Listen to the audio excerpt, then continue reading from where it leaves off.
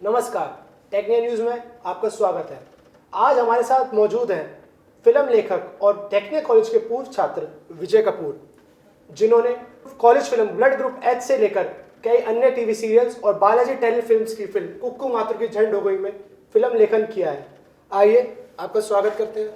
इतने दिनों बाद टेक्निया में आकर आपको कैसा लग रहा है? नहीं, मुझे तो काफ़ी नॉस्टैल्जिक लग रहा है और पुराने दिन याद आ रहे हैं।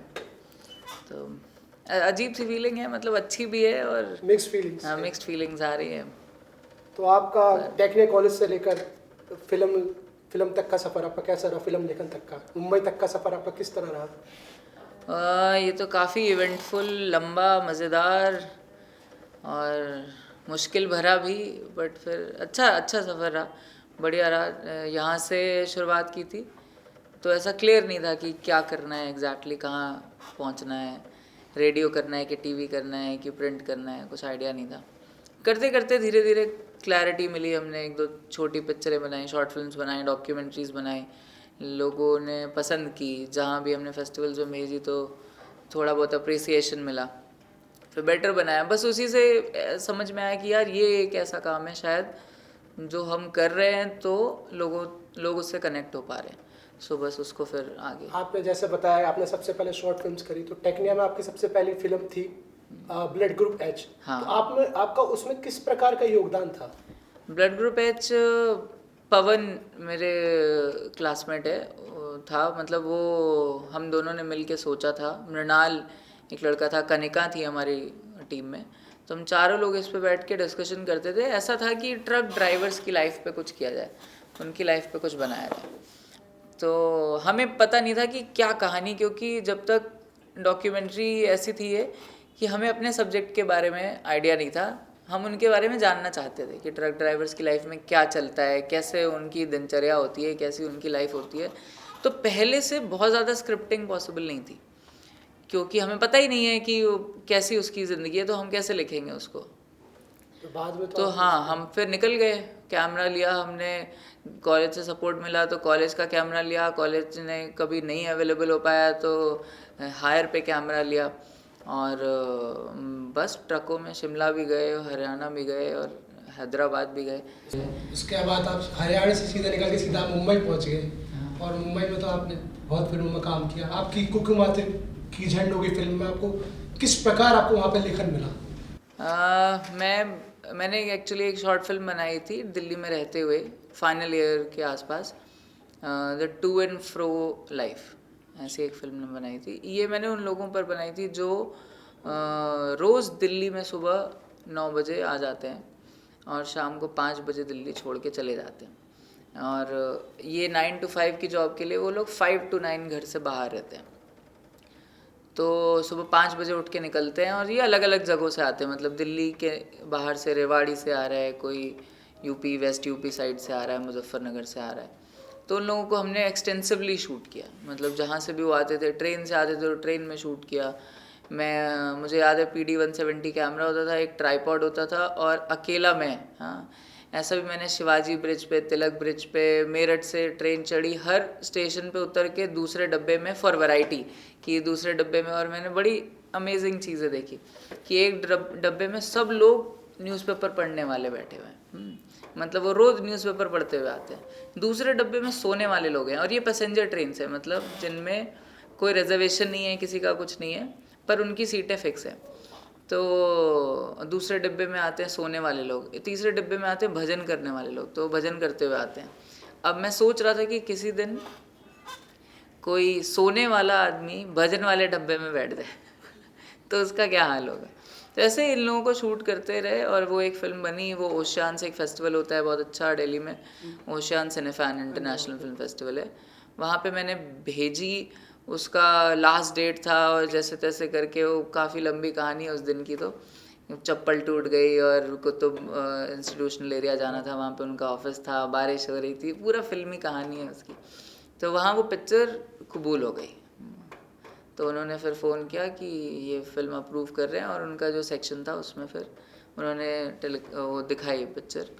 और वहाँ ओशियान्स फिल्म फेस्टिवल, मैं बोल सकता हूँ मेरी ज़िंदगी का टर्निंग पॉइंट था, एक मेजर टर्निंग पॉइंट था। वहाँ पे फेस्टिवल में उन्होंने बुलाया, 13 दिन का फेस्टिवल था, तो वहाँ पे उनकी तरफ से उन्होंने सारी फैसिलिटीज़ दी, हमारी क्लासेस ली। मैंने मतलब आई वॉज़ वेरी फॉर्चुनेट कि मुझे पॉल श्रेडर का master class on screen writing attend करने को मिला। पॉल श्रेडर टैक्सी ड्राइवर जिन्होंने लिखी, मार्टिन स्कॉर्सेसे की पिक्चर ली। और उसके अलावा और बहुत से लोगों से मैं वहाँ रजत कपूर से मिला, अब्बास टायरवाला से मिला, जयदीप सरकार फिल्म लेखक हैं जिनको मैंने बाद में असिस्ट भी किया, वो भी मुझे वहीं मिले।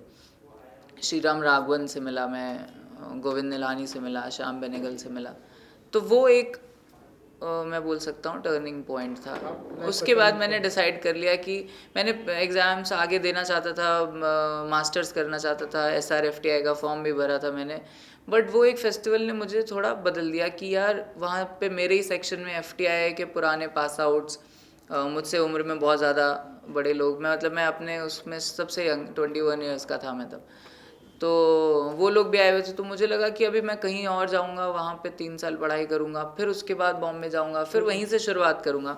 लोगों ने भी मुझे ये गाइड किया, जयदीप सर ने मुझे बताया कि तुम क्या प्लान कर रहे हो आगे के लिए। तो फिर ऐसा एक चीज़ दूसरी चीज़ ऐड होती गई और मैं बॉम्बे पहुँच गया।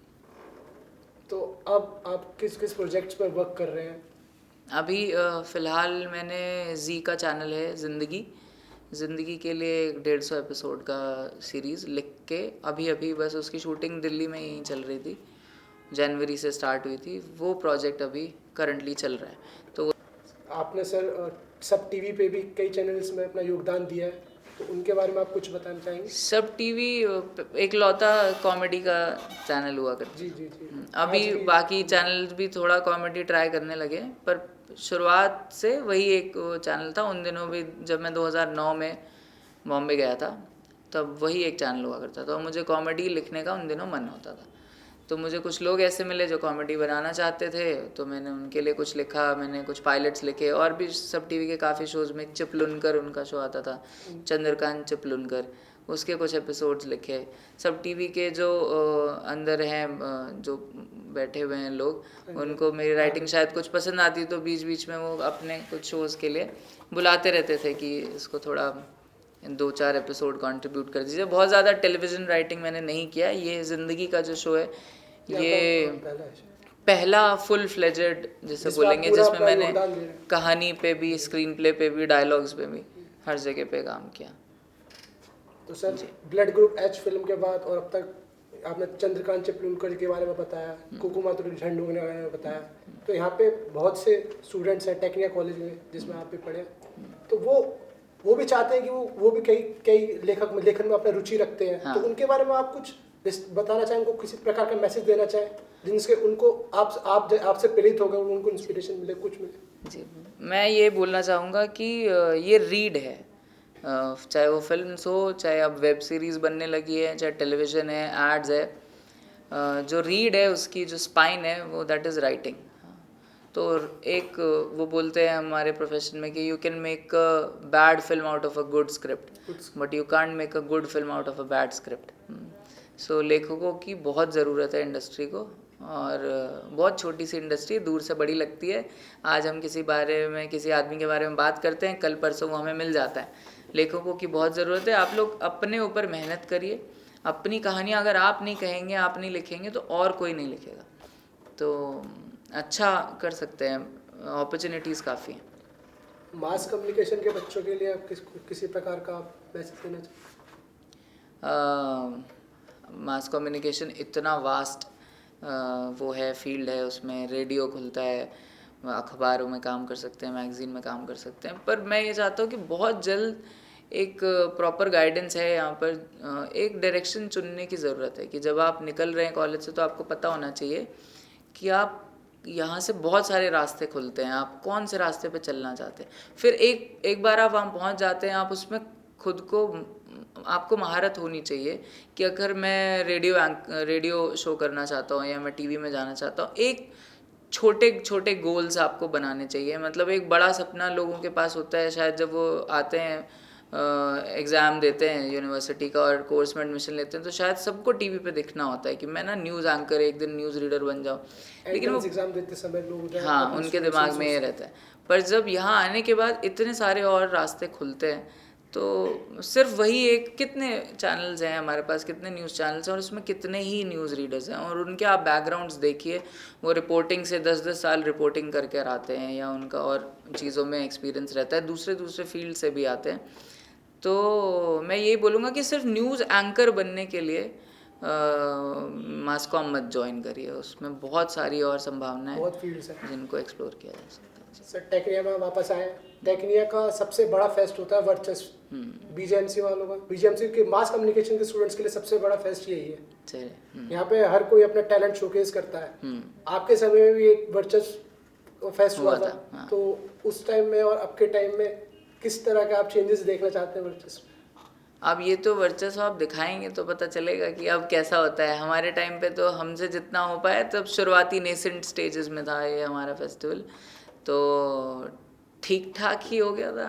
अब कितना मज़ेदार है ये तो अब देख के पता चलेगा। तो वर्चस्व के लिए आप किसी प्रकार का बच्चों को कहना चाहें, तो मैसेज देना चाहें वर्चस्व के लिए? हाँ, फेस्टिवल है, खूब उसका स्पिरिट लूज़ नहीं करना चाहिए, बाकी खूब हुड़दंग मचाओ, खूब अवार्ड्स लो, खूब अलग अलग यूनिवर्सिटीज़ से, कॉलेजेस से बच्चों को, सबका पार्टिसिपेशन होना चाहिए। मतलब हमारा फेस्टिवल है लेकिन हम होस्ट भी हैं उसके, तो हमारे गेस्ट जो हैं वो जितने वैरायटी के होंगे, जितनी ज़्यादा जगहों से आएंगे, सिर्फ दिल्ली से नहीं बाहर से भी आप गेस्ट्स को बुलाइए, बच्चों को बुलाइए, और फिर मे द बेस्ट विन।